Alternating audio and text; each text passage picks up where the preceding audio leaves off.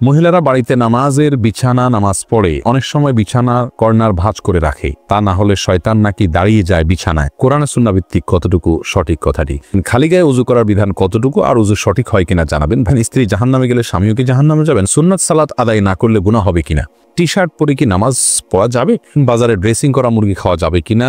নামাজের ঠোঁট বন্ধ রেখে সম্পূর্ণ মনে মনে সূরা কেরাত পড়লে নামাজ হবে কিনা? ছোট বাচ্চারা বিছানায় পেশাব করলে তা শুকিয়ে গেলেও কি বিছানা অপবিত্র থাকবে? কোরআন শরীফ তেলাওয়াত করার সময় দুই পা গুটিয়ে বসে তেলাওয়াত করতে পারবো কিনা? বাড়িতে ফরজ নামাজ পড়লে একামত দিতে হবে কি? উলঙ্গ ছবিতে ভুলে দৃষ্টি পড়ে গেলে কি গুনাহ হবে?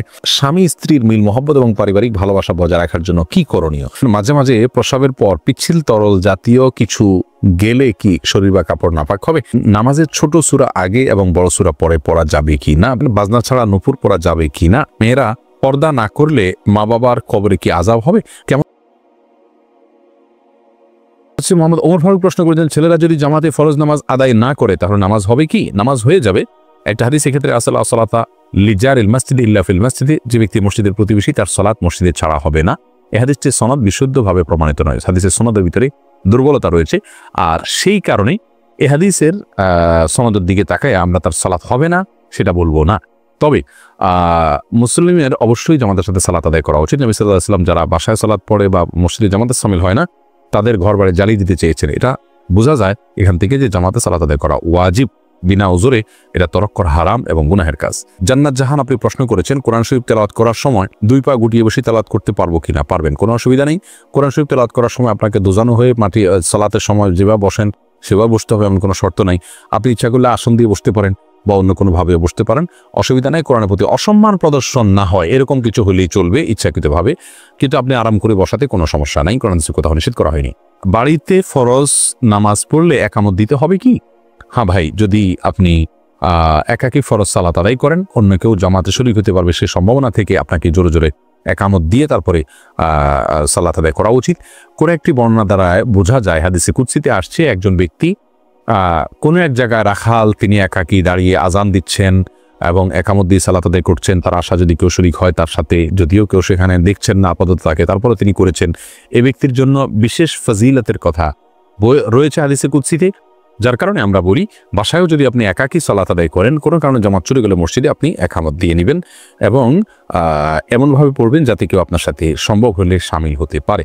সেটা আপনি জানতে চেয়েছেন, নামাজের ঠোঁট বন্ধ রেখে সম্পূর্ণ মনে মনে সূরা কেরাত পড়লে নামাজ হবে কিনা? ভাই খালেদ, নামাজে যদি আপনি ঠোঁট বন্ধ রেখে মনে মনে সূরা কেরাত পড়েন তাহলে আপনার সালাত হবে না। কারণ ইসলামী শরিয়াতে যে সমস্ত জায়গায় আমাদেরকে পাঠ করতে নির্দেশ করা হয়েছে, বলতে নির্দেশ করা হয়েছে, সেখানে আমাদেরকে ঠোঁট এবং জিহ্বার উচ্চারণ করে বলতে হবে। ঠোঁটের যদি ব্যবহার না হয়, জিহ্বার যদি ব্যবহার না হয়, তাহলে সেটাকে বলা হয় না, ওইটাকে বলা হয় মনে মনে কল্পনা জল্পনা করা। আপনাকে বলতে বলা হয়েছে, সূরা পড়তে বলা হয়েছে, আর এই পড়াটা হবে মুখ এবং ঠোঁট নড়লে। যদি না পড়েন তাহলে না নড়ে তাহলে সেক্ষেত্রে পড়াটা হয়নি। বিধায় মনে মনে যদি আপনি কেরাত পড়েন, সূরা পড়েন, তাহলে সেক্ষেত্রে এটা জায়েজ হবে না। রানা সিদ্দিক জানতে চেয়েছেন, বাজারে ড্রেসিং করা মুরগি খাওয়া যাবে কিনা? ভাই রানা, বাজারে ড্রেসিং করা মুরগি খাওয়া যাবে, তবে না খাইলে ভালো, ঝামেলা মুক্ত। অনেক ওলামা ইকরাম নিষেধ করেন, এই জন্য তারা বলেন যে পানিতে চুবানো হয় ড্রেসিং করার জন্য, সে পানিটাতে যখন চুবানো হয় নাড়ি বুড়ি যদি ভেতরে থাকে, তাহলে সিদ্ধ গরম পানিতে ওইটা চুবানো হলে ওই নাপাক যেগুলো নাড়ি বুড়িতে আছে, পায়খানা ইত্যাদি, সেগুলো গোশতের সাথে মিশে যেতে পারে, এই জন্য নিষেধ করেন। আসলে এত অল্প সময়ের জন্য যে চুবানো হয় কয়েক সেকেন্ডের জন্য, এত অল্প সময়ের মধ্যে ওই নাপাকি এটা গোশত পর্যন্ত পৌঁছায় না, যার কারণে গোশতের মধ্যে কোনো দুর্গন্ধ আমরা দেখি না, স্বাদটাও নাপাকের আসে না, কোনো আলামতও আসে না, যার কারণে এটাকে আমরা হারাম মনে করি না। তারপরেও যেহেতু আমাদের ইখতিলাফ আছে, মতপার্থক্য আছে, যদি এটা অ্যাভয়েড করা যায়, বিকল্প পন্থায় করা যায়, সেটা বেশি ভালো। অর্থাৎ নাড়িবুড়ি ফেলে দিয়ে তারপরে ফ্রেশ পানিতে চুবাই ড্রেসিং করলেন, তাহলে কোনো সমস্যা নেই। নাবিল শাহরিয়ার জানতে চেয়েছেন, স্ত্রী জাহান্নামে গেলে স্বামীও কি জাহান্নামে যাবে? না ভাই নাবিল, এটা কোনো জরুরি না যে স্ত্রী জাহান্নামে গেলে স্বামীও জাহান্নামে যাবে। লূত আলাইহিস সালামের স্ত্রী জাহান্নামে যাবে, কিন্তু তাই লূত আলাইহিস সালাম তো জাহান্নামে যাবেন না। অতএব স্বামী স্ত্রী একে অন্যের জাহান্নামে যাওয়ার উপর অন্য জাহান্নাম নির্ভর নয়, বরং প্রত্যেকের আমল নির্ভর করবে, আমলের উপর নির্ভর করবে তার জান্নাত জাহান্নাম। আল্লাহ সুবহানাহু ওয়া তাআলা বলেছেন, লাইসা লিল ইনসানি ইল্লা মা সাআ, মানুষ নিজে যা করে সেটাই সে পাবে, অন্য কি করলো না করলো তাতে তার কিছু আসবেও না, যাবেও না। আল্লাহ অন্য আয়াতে বলেছেন, লা তাজিরু ওয়াজরাতুন বিজরা উখরা, একজনের বোঝা, পাপের বোঝা অন্যজন বহন করবে না। অতএব স্ত্রী অন্যায় করলে তিনি জাহান্নামে যাবেন, স্বামী জাহান্নামে যাবেন না। বিষয়টি এরকম না, যার যারটা আমলের কারণে তিনি পুরস্কার বা তিরস্কারের উপযুক্ত হবেন। এরপরে রাকিব কাজী সালেহ আপনি জানতে চেয়েছেন খালি গায়ে ওযু করার বিধান কতটুকু আর ওযু সঠিক হয় কিনা জানাবেন। ভাই রাকিব, ওযুর ক্ষেত্রে শরীয়তে খালি গা বা জামা কাপড় পরা কোনোটি নির্দেশ করেনি। অতএব ওযুর ক্ষেত্রে আমরা খালি গায়ে যদি থাকি তাহলে কোনো প্রকার অসুবিধা নেই। ওযুর ক্ষেত্রে আপনি খালি গায়ে ওযু করতে পারবেন, কোনো সমস্যা নেই ইনশাআল্লাহ। হাফেজ আপনি জানতেছেন ছোট বাচ্চারা বিছানায় পেশাব করলে তা শুকিয়ে গেলেও কি বিছানা অপবিত্র থাকবে? ছোট বাচ্চারা যদি বিছানা পেশাব করে এক্ষেত্রে মনে রাখতে হবে ছেলে বাচ্চা যদি হয় তাদের পেশাবের ক্ষেত্রে কিছুটা ছাড় রয়েছে। ছেলে বাচ্চা যদি হয় আর সে যদি মায়ের দুধের উপরে সম্পূর্ণ নির্ভরশীল থাকে এবং তার মধ্যে যদি অন্য কোনো কিছু যদি সে না খায়, বাহিরের কোনো কিছু খাদ্য হিসাবে সে গ্রহণ না করে, তাহলে সেক্ষেত্রে এই বাচ্চার পেশাবের উপরে শুধুমাত্র পানি ছেটা দিয়ে দিলে সেটা পাক হয়ে যাবে। আর যদি মেয়ে বাচ্চা হয় তাহলে সেক্ষেত্রে পরিপূর্ণভাবে ধুইতে হবে। এটা হাদিস দ্বারা এই ব্যবধান এবং পার্থক্যটা সুস্পষ্টভাবে প্রমাণিত। এখানে কেউ যদি বলেন যে মেয়েদের পেশাবের ক্ষেত্রে এই তারতম্য কেন করা হয়েছে, মেয়েদের প্রতি বৈষম্য কিনা, আমরা বলবো না। মেয়েদের পেশাব হয়তো তার ভিতরে কোনো এমন কোনো দিক রয়েছে পেশাবের যেটা হয়তো আমরা এখনো জানি না, অথবা বিজ্ঞানী হয়তো জানতে পারেন, যার কারণে এটা ধোয়াটা জরুরি করা হয়েছে। সেটাতে দুর্গন্ধের বিষয় থাকুক অথবা অন্য কোনো ক্ষতিকর কোনো কিছু থাকুক যেটা আমাদের কাছে অজানা, কিন্তু ইসলামের শরীয়ত নির্দেশ করেছে, নিশ্চয়ই এর ভিতরে কোনো না কোনো কল্যাণ আছে। আমরা দেখি ইসলামের শরীয়তের নির্দেশকে পালন এবং মান্য করার ভেতরেই কল্যাণ নিহিত আছে। টি শার্ট পরে কি নামাজ পড়া যাবে? ভাই শাহিন, টি শার্ট পরে আপনি সালাত আদায় করতে পারেন। তো মনে রাখবেন সালাত আদায়ের ক্ষেত্রে মৌলিক নির্দেশনা আল্লাহ সুবহানাহু ওয়া তাআলা বলেছেন, ইয়া আইয়ুহাল্লাযীনা আমানু খুযু যিনাতাকুম ইনদা কুল্লি মাসজিদ। হে ঈমানদারেরা, প্রত্যেক সালাতের সময় তোমরা সুন্দর ভাবে সালাত আদায় করবে, সুন্দর পোশাক পরবে বা সুন্দর পোশাক পরবে। তো এই জন্য এমন কোনো পোশাক পরা উচিত নয় সালাতের সময় যে পোশাক পরে আপনি সম্ভ্রান্ত কোনো জায়গায় যাবেন না, মান্যগণ্য কোনো ব্যক্তির কাছে যাবেন না, সেরকম কোনো পোশাক পরা উচিত নয়। অতএব আপনি চেষ্টা করবেন যে পোশাক পরলে আপনাকে খারাপ দেখা না যায়, দৃষ্টিকটু দেখা না যায়, ভিন্ন ব্যতিক্রম মনে না হয়, এবং আপনি এটা পরে ভালো কোনো জায়গায় যেটি ইতস্তত বোধ করেন না সেরকম পোশাক পরে সালাত আদায় করবেন। রাকিব হাসান প্রশ্ন করেছেন, সুন্নাত সালাত আদায় না করলে গুনাহ হবে কিনা? রাকিব হাসান, সুন্নাত সালাত আদায় না করলে বড় কোনো গুনাহ হবে না। গুনাহ তো অবশ্যই হবে। গুনাহ শব্দের অর্থ হলো ক্ষতি। সুন্নাত তরক করলে তো ক্ষতি হবেই। নবী সাল্লাল্লাহু আলাইহি সাল্লাম ৫ ওয়াক্ত সালাতের আগে পরে যে সুন্নাতে মুআক্কাদাগুলো এগুলোকে খুব গুরুত্বপূর্ণ সালাত হিসেবে আদায় করেছেন। অতএব সেগুলোকে যদি আপনি তরক করি বিনা প্রয়োজন, বিনা কারণে, বিনা ওজরে, তাহলে তো ক্ষতি হবেই, গুনাহ তো হবেই অর্থে। কিন্তু গুনাহ বলতে কবিরা গুনাহ, বড় কোনো পাপ যেটা কারণে শাস্তির সম্মুখীন হইতে হবে, এরকম কোনো গুনাহ হবে না। কারণ এটি ফরজ বা ওয়াজিব নয়, আর ফরজ ওয়াজিব না হলে সেটা তরক করলে বড় কোনো গুনাহ হয় না। বিনা কারণে এটা না ছাড়াই উচিত। মুসলমান সুন্নাহকে তরক না করাই উচিত। কিন্তু যদি কোনো কারণে মাঝে মধ্যে ছাড়ে তাতে কোনো অসুবিধা হবে না ইনশাআল্লাহ বিইذনিল্লাহ। এসেছে হেলাল খান জানতে চেয়েছেন, ওযু করার সময় দাঁত থেকে রক্ত বের হলে কি ওযু হবে? দাঁত থেকে যদি রক্ত বেশি বের হতে থাকে, যার ফলে আপনার থুতু লাল হয়ে যায় এবং লালচে ভাব বেশি থাকে থুতুর মধ্যে, তাহলে সেক্ষেত্রে আপনার ওযু হবে না। আর যদি লালচে ভাব কম থাকে, হালকা হলুদ হয়, তাহলে সেক্ষেত্রে ওযু হয়ে যাবে। শাহিদা খাতুন জানতে চেয়েছেন, কেমন করে বুঝবো আল্লাহ আমার গুনাহগুলি মাফ করেছেন? এটা কি নিশ্চিতভাবে বোঝার কোনো উপায় নেই বোন শাহিদা। তবে আল্লাহ রাব্বুল আলামিন আপনার গুনাহ মাফ করেছেন, তার আলামত হিসেবে আপনি গুনাহ থেকে বেঁচে থাকার সুযোগ পাচ্ছেন, তওবার তৌফিক পাচ্ছেন এবং ভালো কাজ করার তৌফিক পাচ্ছেন। এগুলোকে আপনি আলামত হিসেবে ধারণা করতে পারেন, কাউন্ট করতে পারেন, তবে নিশ্চিতভাবে বলার কোনো সুযোগ নেই। এই জন্যই তো আল্লাহ রাব্বুল আলামিনের কাছে তওবা আমরা মৃত্যু পর্যন্ত করে যাব, মাগফিরাত আমরা মৃত্যু পর্যন্ত চেয়ে যাবো ইনশাআল্লাহ বিইذনিল্লাহ। ওই খালেদা আক্তার জানতেছেন, মেয়েরা পর্দা না করলে মা বাবার কবরে কি আযাব হবে? মা বাবার যদি সেখানে কোনো দায় থাকে, ত্রুটি থাকে, তাহলে সেক্ষেত্রে তাদের আযাব হতে পারে। কিন্তু মা বাবা যদি তাদেরকে সঠিক পথের দিশা দিয়ে থাকেন, বুঝিয়ে থাকেন, দায়িত্ব পালন করে থাকেন, তাহলে সেক্ষেত্রে তাদের দায়ভার তারা শুধু সন্তানরাই বহন করবে, মা বাবার কোনো কিছু দায়ভার চাপানো হবে না। আল্লাহ বলেছেন, লা তাযিরু ওয়াজরাতুন বিজরা উখরা, কারোর দায়ভার অন্য কেউ বহন করবে না। লাইসা লিল-ইনসানি ইল্লা মা সাআ, প্রত্যেকে যা করবে তারই তিনি দায় নিবেন। আফরিন সুলতান জান্নাত আপনি জানতে চেয়েছেন, বাজনা ছাড়া নূপুর পরা যাবে কি না? জীবন আপনি নূপুর পড়তে পারেন যদি সেটাতে বাজনা না থাকে এবং বাহিরে আপনি যখন পরে যাবেন সেটা আপনার পায়ে থাকতে পারে, কোনো অসুবিধা নেই। সাহাবায়ে কেরামের মধ্যে থেকে অনেকেই নূপুর পরেছেন, অনেক মহিলা সাহাবীরা নূপুর পরেছেন, এরকমটি হাদিস দ্বারা স্পষ্টভাবে আমরা জানতে পারি। তামান্না ইসলাম সেতু আপনি জানতে চেয়েছেন মেয়েদের কি পশু পাখি জবাই করা জায়েজ আছে? বোন, অবশ্যই জায়েজ আছে। মুরগি, হাঁস এ জাতীয় পশু পাখি, গরু এগুলো জবাই করার ক্ষেত্রে অনেক উদাহরণ আমাদের সমাজে আছে। যেমন ভাই বোন দুজন মিলে একসাথে গরু জবাই করতে পারবেন না শেয়ারে। তারপরে আপনার মেয়েরা গরু বা ছাগল বা কোনো পশু জবাই করতে পারবেন না। গোসল ফরজ অবস্থায় গরু ছাগল জবাই করা যাবে না। স্বামী স্ত্রী একজন ধরবেন একজন জবাই করবেন, এগুলো করা যাবে না। এরকম নানাবিধ কথা আমাদের সমাজে প্রচলিত আছে। এগুলো সবগুলো ভ্রান্ত ধারণা।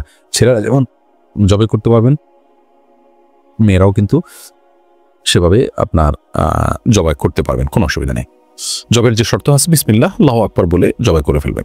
এমনি বাপ্পি জানতে চেয়েছেন আমি টয়লেটে থাকা অবস্থায় যদি আজান শুরু হয় তখন কি আজান উত্তর দিতে পারি? না ভাই, আপনি অপেক্ষা করবেন, বের হয়ে আজান উত্তর দিয়ে দিবেন। মহিবুর রহমান প্রান্ত আপনি জানতে চেয়েছেন নামাজের ছোট সূরা আগে এবং বড় সূরা পরে পড়া যাবে কি না? ভাই মহিবুর রহমান প্রান্ত, এভাবে নামাজ পড়লে নামাজ হয়ে যাবে। যেমন সূরা ফাতিহা পাঠ করার পর আপনি সূরা কাউসার পাঠ করলেন, এরপরে সূরায় আপনি ফালাক পাঠ করলেন, অথবা শুরুতে আপনি সূরা ইখলাস পাঠ করলেন, এরপরে সূরা ওয়াইলুল লিকুল্লি পড়লেন। তাহলে সেক্ষেত্রে প্রথম রাকাতে ছোট সূরা, বড় রাকাতে বড় সূরা পড়লেন। এভাবে নামাজ পড়লে নামাজ হয়ে যাবে, টেনশনের কোনো কারণ নেই। তবে এইভাবে নামাজ পড়লে নামাজটা সুন্দর হলো না, এটা যথার্থ হলো না, সুন্নাহসম্মত উপায় হলো না। সুন্নাহ হলো প্রথম রাকাত অপেক্ষা দ্বিতীয় রাকাত একটু ছোট হবে, এবং এভাবে আপনার এই পদ্ধতিতে আমাদেরকে সালাত আদায় করতে হবে। এটা হলো সুন্নাহ।